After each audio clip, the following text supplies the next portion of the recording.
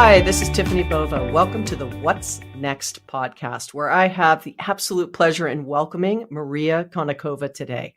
She was born in Moscow, moved to the U.S. when she was 4. She graduated magna cum laude from Harvard, earned her doctorate in psychology from Columbia, and has written 2 New York Times bestsellers, The Confidence Game and Mastermind, How to Think Like Sherlock Holmes. Her third book, The Biggest Bluff, should be out in 2019, will be about trying to learn how to play high-stakes poker. While she had 0 poker experience before her trip to Las Vegas in the fall of 2016, that isn't the case today. After winning her first tournament at Planet Hollywood, she used the winnings to buy into high-stakes daily tournaments at Aria. Her first major event cash was in April 2017 at the Monte Carlo Casino in Monaco. And now Maria is now a poker champion, having won the PCA National Championship and a second place finish at the Asia Pacific Tour Macau event. Welcome to the podcast, Maria. Thank you so much for having me, Tiffani. I love that it was like Aria. I just love that hotel. And then the Monte, my favorite. Yeah, I love everything about it. And then the Monte Carlo Casino in Monaco. I remember the first time I ever went there, I was like 13 and I was like, this is so cool.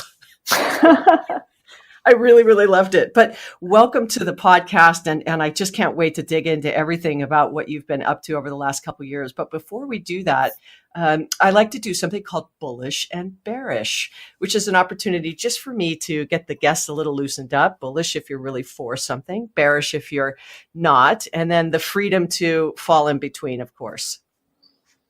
Are you ready? I'm ready. Okay. The first one, bullish or bearish.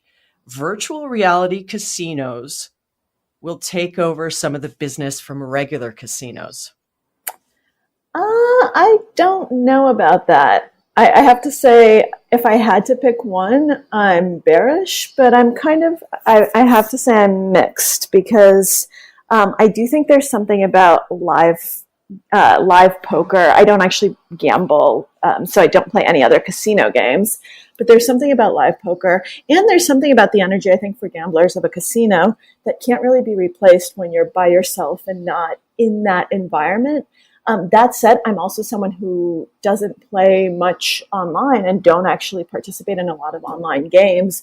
And so I'm guessing that if you had someone here who did, a lot of virtual reality games, someone who was into esports, they would say the opposite. And because of the rise of esports, I think that the business side of my mind says I should be bullish, but the other side of me says I'd like to be bearish.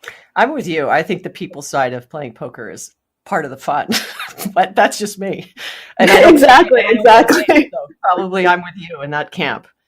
All right, the next one, bullish or bearish, and this was from a Twitter feed that you had. So, bullish or bearish on a cashless society? Definitely incredibly bearish. I think it is a terrible idea. I think that people underestimate all of the security risks, all of the privacy risks, everything it will do to displace already marginalized people. I just think it's absolutely terrifying. And I really hope it reverses. I don't see that happening. But, this was something that's been terrifying to a lot of people for a lot of time. I think most people these days are familiar with The Handmaid's Tale, Margaret Atwood. I actually haven't watched the show, but I remember reading the book for the first time a number of years ago and saying, oh, wow, that's how you take over a society. And one of the reasons that her dystopian scenario was able to happen was because it was a cashless society. And so what ended up happening was you could just freeze people's accounts and freeze people's money of everyone who you didn't want to advance in society, and that way stop their means of escape and stop their means of existence.